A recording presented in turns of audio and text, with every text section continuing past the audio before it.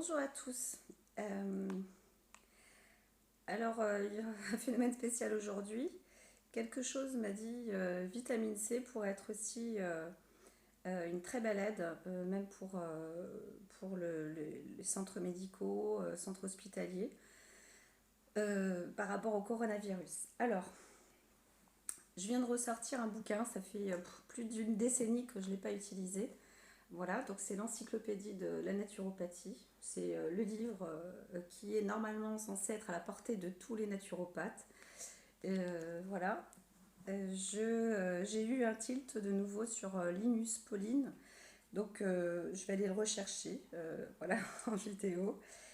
Et je vais utiliser mon petit gris-gris que je n'ai pas utilisé depuis très longtemps. J'espère qu'il va être d'accord avec moi parce qu'on est samedi, normalement ça ne s'utilise pas vraiment le samedi. Mais à titre exceptionnel, je vais lui demander s'il accepte aujourd'hui de me donner au moins cette réponse.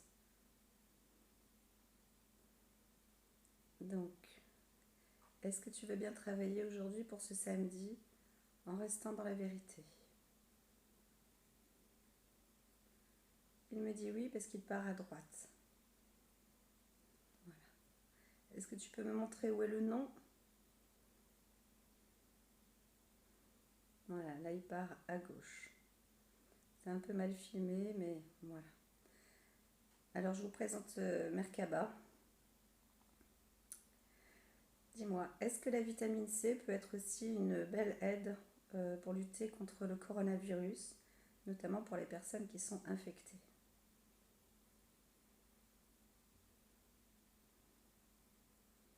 Il me dit que oui, et le oui est assez particulier. Donc moi je dirais oui aussi, et c'est la raison pour laquelle voilà, je fonctionne beaucoup avec l'instinct, je fonctionne beaucoup euh, avec les profondeurs et les communications.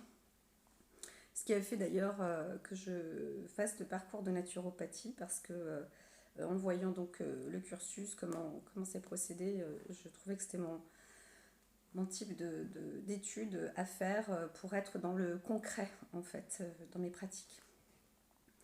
Je suis un peu dans l'émotion là quand je vous parle, mais voilà donc je vais ouvrir le livre donc de l'encyclopédie, rechercher sur Linus Pauling et puis vous lire ce qu'on dit de lui. C'était un scientifique à la base. Alors sur la lettre P, professeur Linus Pauling. Donc page 345. Là je suis sur l'édition de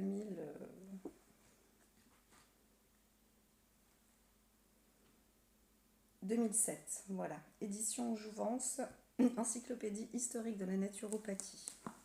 Alors, qui est le professeur Linus Pauling? Qui était-il? Il est né en 1902 et est décédé en 1994. Donc je ne fais que lire ce qui est écrit. Probablement l'un des plus grands scientifiques du XXe siècle. Linus Pauling fut le seul à recevoir un double prix Nobel. C'est pas rien. Le premier en 1954 pour ses travaux sur les liaisons chimiques, le second en 1962 à propos de la vitamine C. Donc je ne dis pas n'importe quoi, je reste encore une assez bonne praticienne et ses effets antioxydants. Enfin, j'ai encore les cours dans la tête, quelques-uns. Secondé étroitement par son épouse, il participa courageusement à la lutte antinucléaire en mobilisant la communauté scientifique britannique, américaine et soviétique. C'est pas rien non plus, même si ce sont des pays communistes. Donc voilà, c'est toujours pour mes petits commentaires, je ne peux pas m'en empêcher de me lancer des fleurs au passage non plus. Alors, même les infirmiers, les infirmières, essayaient de faire passer le mot, je veux dire, la vitamine C, je pense que c'est assez facile d'en avoir, de s'en procurer et de le mettre par injection. Et pourquoi ne pas essayer de le faire, quoi. Le seul problème avec la vitamine C chimique, c'est d'obtenir des calcifications dans les reins. Et là, il ne s'agit pas d'une maladie des reins, il s'agit d'une maladie de poumon. La vitamine C, c'est un fort défenseur de l'humanité, pourquoi pas, et de l'immunité. Enfin, donc si le grand public, comme les naturopathes, naturothérapeutes, furent aussitôt emballés par ces publications sur les effets de l'acide ascorbique, en cas de troubles hivernaux notamment, les médecins se montraient plus tièdes. Et c'est toujours le cas. Et l'industrie pharmaceutique n'était pas vraiment enthousiasmée par une molécule impossible à breveter, donc à rentabiliser. Pourquoi? Parce que c'est une molécule naturelle. Donc même si aujourd'hui elle est recopiée sur des procédés chimiques, ils ont quand même réussi à faire les propriétés de la vitamine C. Il publia Comment vivre plus vieux et se sentir mieux en 1986. J'étais déjà née. Un plaidoyer mordant pour dénoncer l'industrie de la maladie.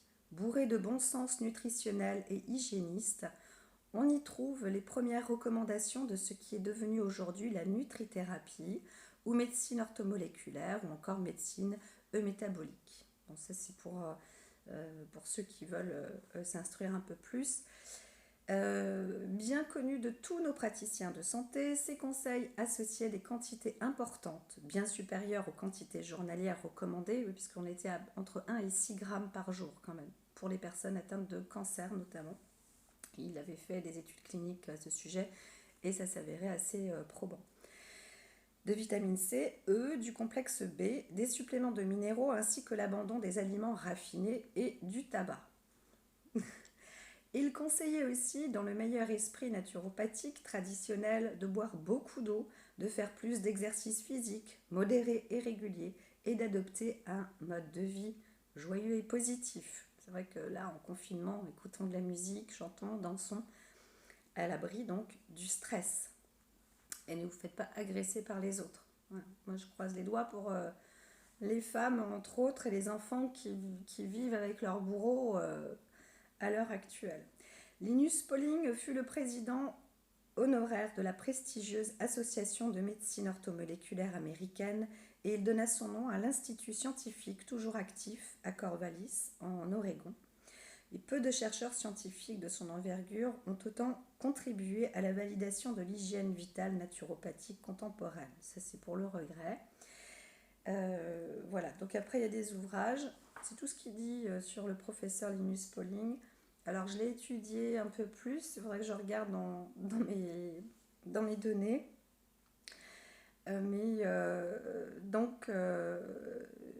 C'était juste pour mettre une petite parenthèse et peut-être un appui sur les personnes qui travaillent donc dans le corps médical. Je dirais que s'il y a une possibilité de rajouter de la vitamine C, c'est peut-être pas une mauvaise idée et surtout vu les conditions actuelles qui se présentent sur la surabondance de la maladie, le nombre de cas qui sont de plus en plus atteints et donc bien évidemment ça fait une saturation dans les hôpitaux. Donc on a beau taper le gouvernement sur la tête, il faudrait aussi qu'on trouve des systèmes simples, aussi efficaces qui aident les personnes malades. Donc même pour tout le monde, si vous avez une vitamine C ou du MAC2 ou des choses comme ça, prenez-en aujourd'hui, quoi. N'attendez pas. Donc si vous avez ça en stock, c'est bien. Prenez des fruits. Moi, je prends des oranges tous les jours, parce que je suis atteinte d'une maladie bactérienne qui touche aussi le système respiratoire. Et je sais que cet aliment-là est essentiel pour moi. Voilà. Bon, après cette petite aparté, je vous souhaite un bon confinement. À bientôt.